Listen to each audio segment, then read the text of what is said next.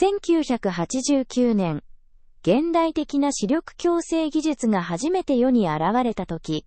富裕層たちが大学病院の専門医から密かに受けていた助言は、世間の常識とは全く異なるものでした。目の運動をすれば、視力は良くなる。悪くなっても、手術で完治できる。そう信じている方は多いはず。ですが、実はそれは大きな誤解です。この動画を見終える頃には、視力低下の本当の原因と、手術のメカニズムを、全く新しい視点から理解できるようになるはずです。インターネットで視力が落ちる理由を検索すると、決まってありふれた答えが返ってきます。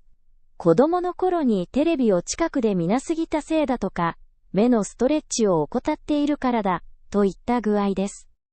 視力が大幅に落ちても、たった15分のレーザー手術で、副作用もなく完璧な視力が取り戻せると誰もが信じています。しかし、眼球を長年研究してきた科学者や医師たちの見解は、ここで大きく食い違います。この単純な思い込みには、実は致命的な誤りが隠されているのです。まずは、多くの人が誤解している目のトレーニングの効果についてお話ししましょう。テレビの健康番組で紹介される眼球運動を見て、専門医たちが思わず苦笑してしまうのには、明確な科学的理由があるんです。脳の構造を見てみると、視覚情報を脳に伝え、ものをはっきりと見せる鍵は、この第二脳神経にあります。一方で、目を上下左右に動かす筋肉は、第三脳神経につながっているんです。つまり、毎朝どれだけ一生懸命に目を動かしたとしても、鍛えられるのは眼球を動かす、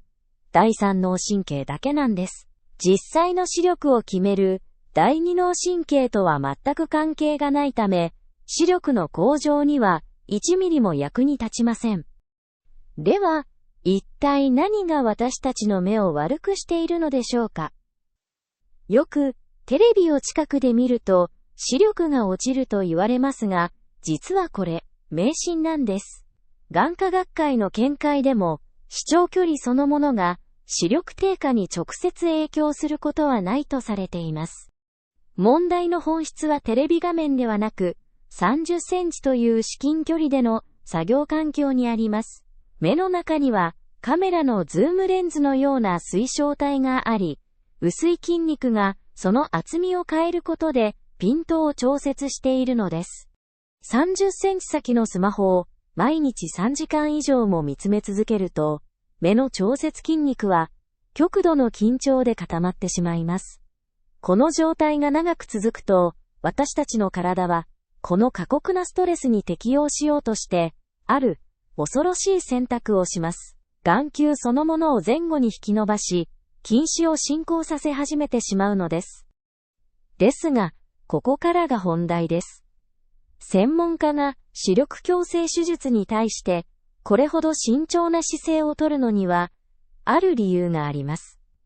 眼球が前後に伸びて、視力が落ちてしまった場合、現代のレーザー手術では、その形を元の丸い状態に戻すことはできないのです。実際には、目の最も外側にある角膜を精密に削ることで、光の屈折角度を人工的に調整しているに過ぎません。学校では教わりませんが、組織を物理的に削る手術は、根本的にやり直しの効かない、非可逆的なものです。一度削って薄くなった角膜を再び厚くすることはできないため、万が一副作用が起きても、元の状態に戻すのは、事実上不可能です。これが、手術の安全性がまだ十分に証明されていなかった時代、大学病院の権威たちが、富裕層や BIP の患者に対し、手術ではなく、メガネという安全な方法を進めていた、決定的な理由なのです。さらに深刻なのは、眼球の内部で起きている変化です。眼球が前後に伸びる様子は、まるでゴム風船を限界まで膨らませたようなもの。風船が膨らむほどゴムが薄くなるように、引き伸ばされた網膜や神経は、紙のように薄く、張り詰めた状態になってしまうのです。角膜を削って視力が回復したと安心している間にも、実は薄くなった眼球の奥では、黄斑変性のような深刻な疾患のリスクが指数関数的に高まっているのです。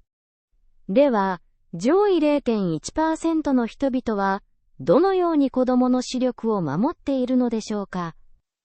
意外にも、特別な医学的秘密があるわけではありません。彼らは、定期的な検診と栄養摂取という基本原則を、驚くほど徹底しているのです。子供は、自分の視力が落ちていることに、自力ではなかなか気づけません。親が異変に気づいて受診させる頃には、すでに眼軸が大幅に伸びてしまっていることがほとんどです。ですから、たとえ無症状でも、定期検診で変化を追跡し、少しでも兆候があれば、スマホなどの近距離作業を厳しく制限することが重要になります。さらに、人参やブルーベリーといった栄養を取り入れます。これは単なる民間療法ではありません。これらに含まれるベータカロテンとアントシアニンが網膜で光を感知するロドプシンの合成と再生を促す強力な生化学的メカニズムを備えているからです。これで角膜を削る手術の限界と眼球が伸びてしまう本当のメカニズムが見えてきました。しかし、科学者たちを今も悩ませる難題が残っています。スマホの使用などで一度伸びてしまった眼球の長さを物理的に元の状態に戻す方法は、現代医学をもってしてもまだ見つかっていないのです。また、組織を傷つけずに角膜と同じ屈折率の素材を補う完璧なやり直せる手術も未だ完成していません。複雑な進化を遂げた人の目が抱える、この盲点への答えは、まだ誰も知らないのかもしれません。次にテレビで分厚いメガネをかけた、世界的企業の CEO を見たり、スマホを顔の目の前に近づけて前のめりになっている人を見かけたら、これらすべてのメカニズムが同時に働いているのだと思い出してみてください。時には最新のレーザー技術よりも画面から30センチの距離を保ち、定期的に眼科を受診することこそが、はるかに洗練された偉大な科学と言えるかもしれません。もし、暗い部屋でスマホを見ると、目が奥から痛む理由が気になっていたなら、それは、瞳孔の筋肉と光の散乱にまつわる、また別のお話です。知らなくても困らない。でも知れば日常が少し豊かになる。そんな知識をお届けしました。キュウリでした。